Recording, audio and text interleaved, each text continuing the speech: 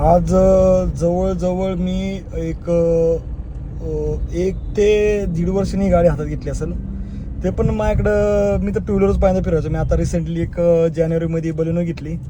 मस्त मध्ये second base variant घेतलं, ज्यामुळे जे मला फीचर पाहिजे ते घेतलं.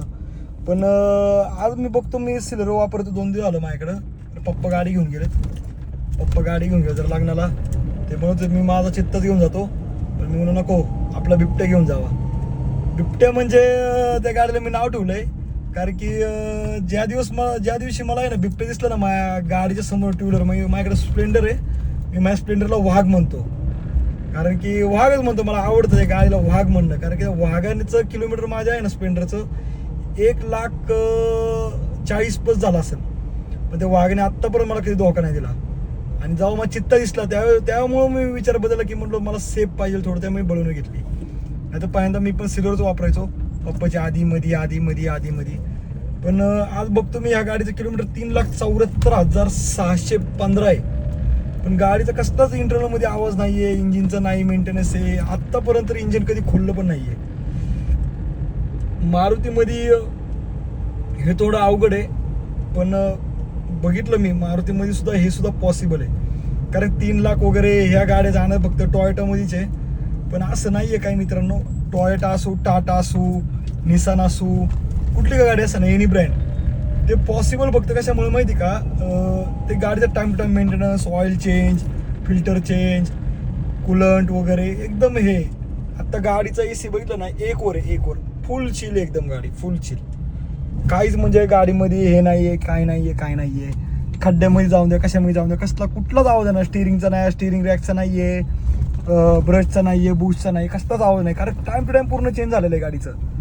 एकदम म्हणजे पूर्णच्या पूर्ण क्लच प्लेट मला वाटतं फक्त 2 वेळा चेंज झालेली आहे गाडीची, जसं मला माहिती. आता पुढचं माहित नाही मला, एवढं मी काही विचारत नाही बसत की बाबा किती वेळा चेंज केली काय नाही केली. मेन म्हणजे आपली गाडी आहे ना ही टुरिस्टमध्ये आहे, टूरमध्ये म्हणजे येल्लो नंबर प्लेटची ही काचेमधनं जर तुम्ही बघितलं ना, आपली येल्लो नंबर प्लेटमध्ये आहे. मी गाडीमध्ये जर बघितलं तुम्ही, आपल्या पप्पांनी आता त्यांना थोडं जरा ना FMचा वगैरे आणि गाण्यांचा वगैरे, त्यामुळे त्यांनी ती स्क्रीन लावली. मला तर अजिबात आवडत नाही असलं स्क्रीन वगैरे, कारण की त्यांनी डोळे वगैरे कंटिन्यू त्याकडे राहते. मी बंद करून ठेवतो कधी पण. माझ्या गाडीमध्ये सुद्धा रेडिओ असतो, माझ्या गाडीमध्ये कंटिन्यू बंद असतो तो. कारण की मला कॉल दिवसाचे 250-300 असतात, मला ते ऐका सुद्धा टाईम भेटत नाही. आज बघतो मी काय गाडी आहे, म्हणजे स्मूथनेस एवढं, म्हणजे आताच्या जी जनरेशन आहे, आपण त्यांना झेड जनरेशन म्हणतो, त्यांच्याकडनं तर त्यांच्या कधीच शक्य नाही 3,74,616 किलोमीटर करणं. मला फक्त दाखवा की 2020 नंतरच्या गाड्यात ज्यांनी 3 लाख नाही सोडा, 2 लाख सुद्धा क्रॉस केलंय विदाउट आवाज, विदाउट इंजिन खोललेलं. फक्त दाखवा मला त्या गाड्या. अशा कुठली गाडी की त्याच्या आईला त्यांनी 2 लाख केलंय, हे लाख केलंय, इंजिन खोललं नाही. अजून सुद्धा ज्याला विश्वास नसेल ना बसत, त्यांनी गॅरेजला कुठल्या पण गाडी घेऊन जावा, दाखवा फक्त इंजिन खोललंय म्हणून.